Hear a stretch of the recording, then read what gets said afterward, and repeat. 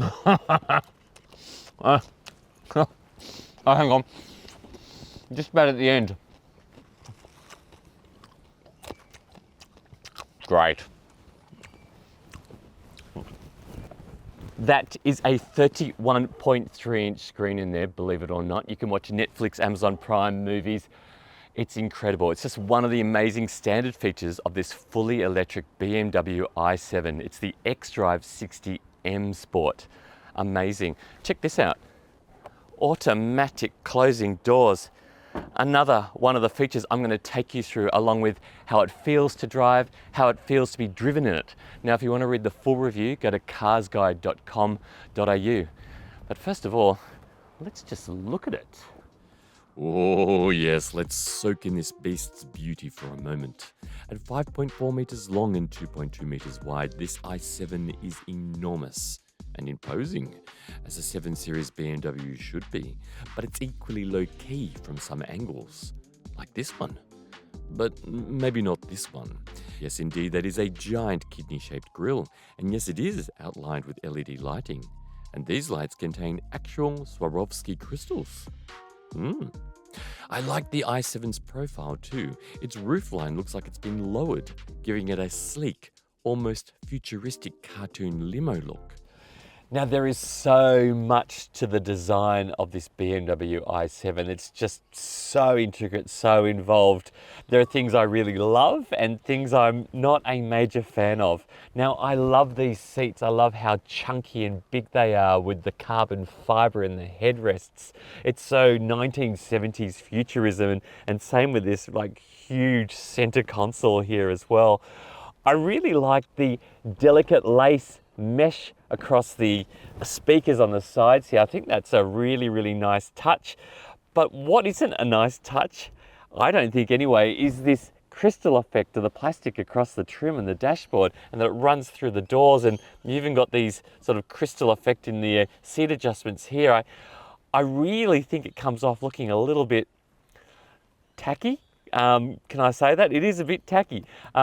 What's not tacky is this carbon fiber across the top here. I'm disappointed that these screens aren't bigger. They're smaller. I've seen them on, lesser BMWs around about the same size. Surely this was an opportunity for BMW in this i7 to integrate, to build in screens which sort of sweep through the dashboard, but instead we're left with this sort of flimsy looking one propped up against the dashboard.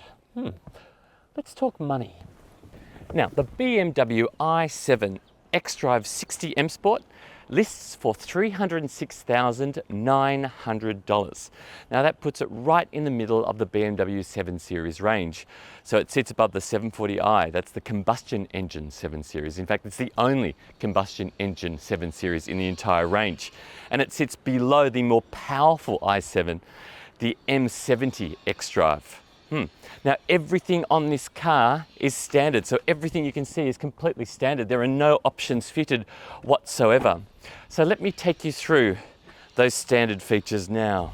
Our i7 eDrive60 M Sport is wearing oxide grey metallic paint and 21 individual aerodynamic wheels.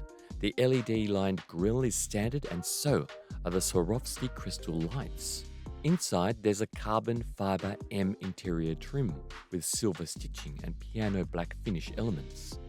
There's the merino tartufo leather upholstery, the double screens for media and driver instruments. There's the Bowers & Wilkins surround system with 35 speakers. And of course, that 31.3-inch screen for the rear seat passengers. You'll need an Amazon Prime account, but you'll also be able to use Netflix and YouTube among other apps. There's sat-nav, Apple CarPlay and Android Auto, a head-up display for the driver. The front and second row seats are heated and power adjustable. There's massaging seats in the front. There's a panoramic glass sunroof, electric sunblinds for the rear, and of course, those automatic doors. At the time we made this video, BMW was also supplying as standard a charging wall box and a 5-year ChargeFox subscription.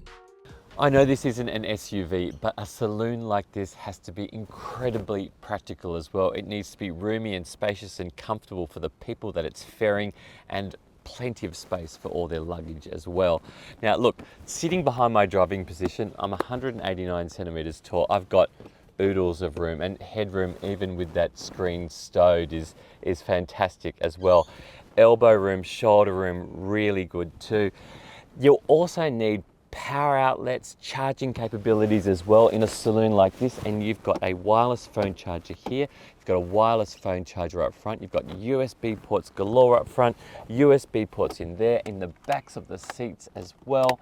These seats aren't just comfortable and they don't just stretch out like sunbeds, but all the adjustments can be made using these little tablets which are built into the doors here. You can also change the seat heating temperature through these tablets. There's the dual zone climate control in the back here, which is done through the tablets too. You can also use these tablets to put the blinds up and down for the cabin as well. Amazing. Let me show you the boot. Oh, and those doors as well, they'll only open as far as the sensors allow them to, so there'll be no bumping into objects that are outside the car. And that's not just a novelty either. These doors are quite large and heavy, so opening them manually can be quite an effort. So that auto door opening function is really good. Okay, this is a big car, so it has a big boot. We're talking 500 litres, that's right. The petrol version's got a 540 litre boot. This has got a slightly smaller boot because of the batteries, but still, it fits all of the CarsGuide luggage. Now, talking of batteries and motors, let's talk batteries and motors. All right, what's under the bonnet? Actually, you don't want to see under the bonnet. Trust me, you don't want to see it. You do? All right, you've been warned, it's not pretty. This is what's under the bonnet. A gigantic piece of plastic.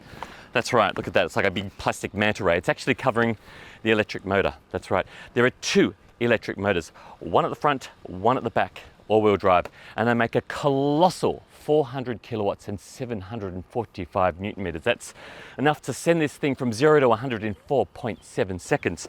Now that just sits on top again, that just goes something like that. Now, in terms of batteries, it has a huge battery. We're talking a 106 kilowatt hour battery, and BMW says you should be able to get 625 kilometers out of a full charge of that battery as well. Now, I've been charging every couple of days. How long does it take to charge? Well, I went to a fast charger last night, a 50 kilowatt charger. I plugged it in, it was on 19%. I wrote the script, and 2 hours later, it was at 100%. So that's fairly quick, yes. Do you want to go for a drive? I want to go for a drive. Let's go.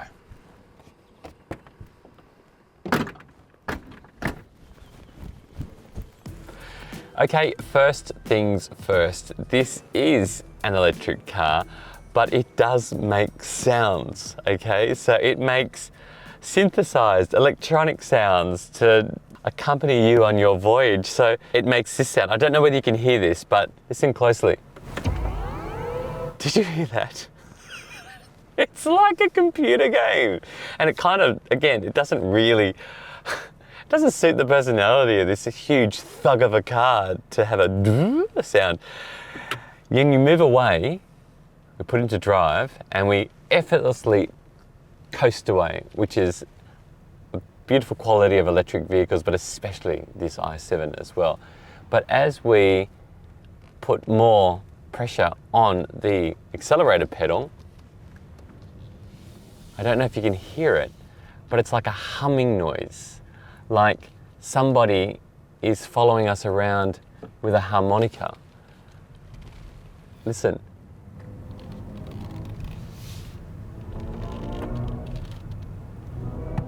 Can you hear that? Again, really a sound which would be more appropriate would be a distant sound of thunder rumbling, not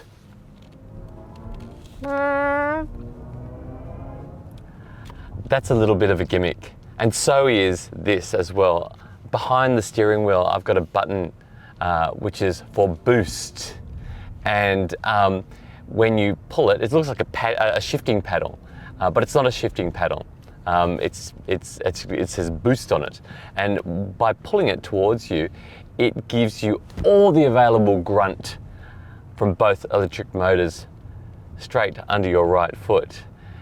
And It's hilarious. Are you ready for this? You press it and then a countdown begins on the screen. 10, 9, 8. The seat has tightened around me. It's like we're about to launch a nuclear weapon.